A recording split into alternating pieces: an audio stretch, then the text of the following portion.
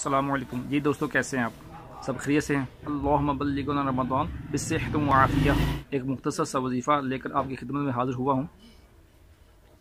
तवज्जो के साथ सुनिए।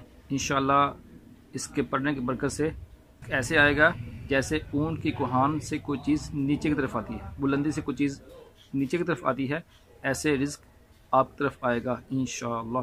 तो वजीफ़ा ये है, रमज़ान मुबारक की चांद रात को मगरिब की नमाज के बाद 21 मरतबा सूरह क़द्र इन्ना अंज़लनाहु फ़ी लैलतिल क़द्र ये पढ़नी है मगरिब की नमाज के बाद। अच्छा, हमारे यहाँ होता यह है कि चांद का ऐलान थोड़ा लेट होता है, लिहाजा 29 शबान की मगरिब की नमाज के बाद पढ़ लें, ताकि अगर चांद का रात को ऐलान हो जाए तो आपका चांद रात को ये वजीफ़ा हो चुका होगा। अगर चांद का ऐलान ना हो तो अगली शब फिर पढ़ लें, अगली 30 को मगरिब को फिर पढ़ लें। इस तरह दोनों रातों में एक रात तो चांद रात हो ही जाएगी, जो भी हो जाएगी इंशाल्लाह आपका वजीफ़ा पूरा हुआ होगा। जी दुआ में याद रखिए। बहुत बहुत शुक्रिया। अस्सलामु अलैकुम।